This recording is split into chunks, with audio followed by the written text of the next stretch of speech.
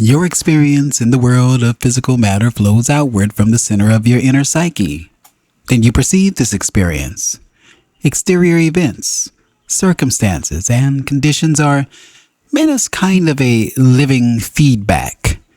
Altering the state of the psyche automatically alters the physical circumstances. There is no other valid way of changing physical events. It might help if you imagine an inner living dimension within yourself in which you create, in miniature psychic form, all exterior conditions that you know. Simply put, you do exactly this. Your thoughts, feelings, and mental pictures can be called incipient exterior events, for in one way or another, each of these is materialized into physical reality. You change even the most permanent seeming conditions of your life constantly through the varying attitudes you have toward them. There is nothing in your exterior experience that did not originate within you.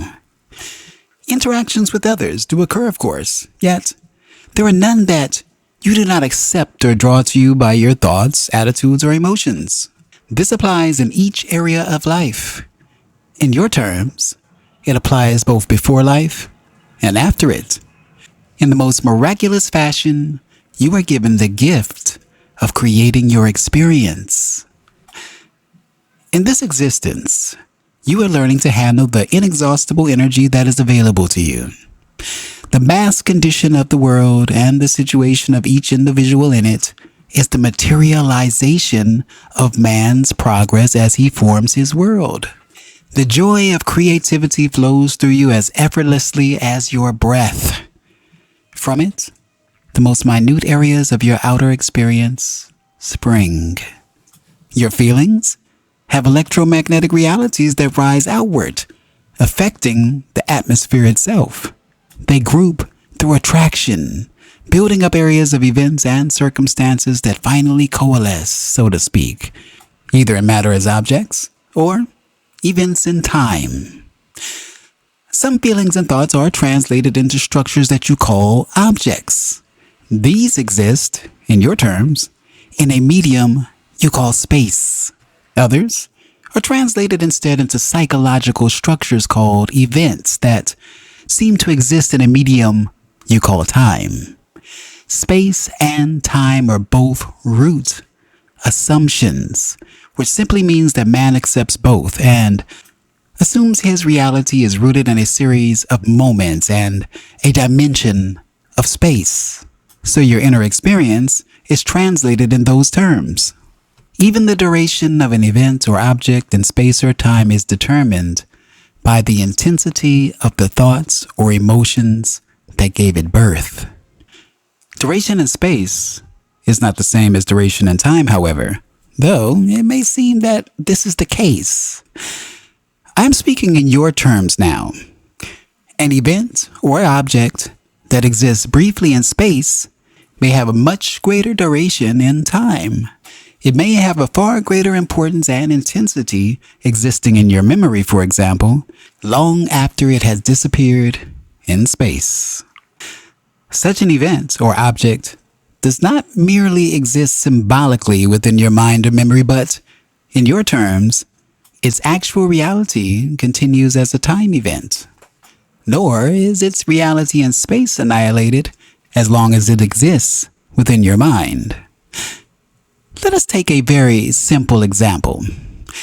A child has been told not to play with a doll. The order is disobeyed. The child wittingly or unwittingly breaks the doll, and it is finally thrown away. The doll exists in time quite vitally, as long as the child or the adult-to-be remembers it. If the doll sat on a bureau and this is also vividly recalled, then the space in which the doll sat still carries the impression of the doll, though other objects may be placed there.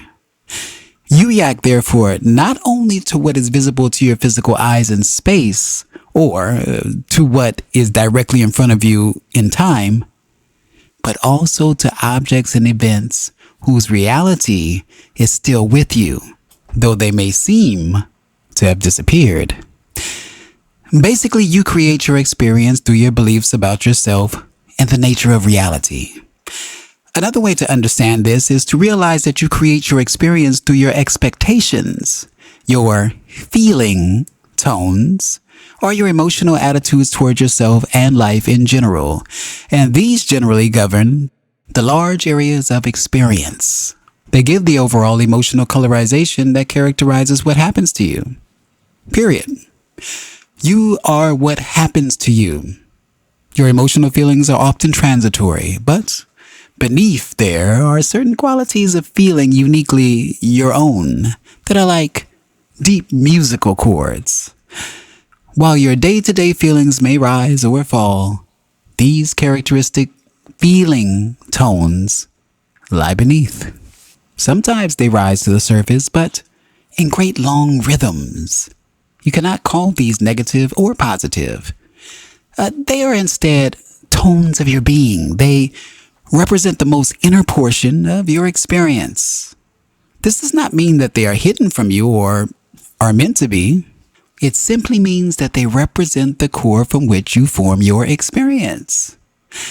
If you have been afraid of emotion or the expression of feeling, or if you have been taught that the inner self is no more than a repository of uncivilized impulses, then you may have the habit of denying this deep rhythm. You may try to operate as if it did not exist, or even try to refute it, but it represents your deepest, most creative impulses. To fight against it is like trying to swim upstream against a strong current. This marks the end of Seth Speaks, Chapter 1, The Nature of Personal Reality, Part 3. Let's talk about it.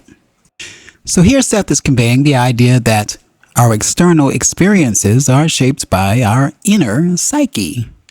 He emphasizes that our thoughts, emotions, and beliefs play a fundamental role in creating our reality. External events are a reflection of our inner state, and altering our psyche can automatically change our physical circumstances. Seth suggests that everything we experience externally originates from within us and is a manifestation of our thoughts and emotions. He discusses the role of emotions, expectations, and beliefs in shaping our experiences, stating that our feelings create the overall emotional coloration of what happens to us. Ultimately, he highlights the significance of acknowledging and embracing our deepest, most creative impulses rather than denying or fighting against them. If you've enjoyed this video, please consider giving it a like, sharing with a friend, and of course, subscribing for more. Also, don't forget to hit the bell notification so that you're notified each time a new video comes out. What did you think about this passage? Please leave your impression in the comments below. And until the next time, I am Tony Victory, a wolf uncaged. Thank you for watching. Thank you for listening. And until the next time, thank you.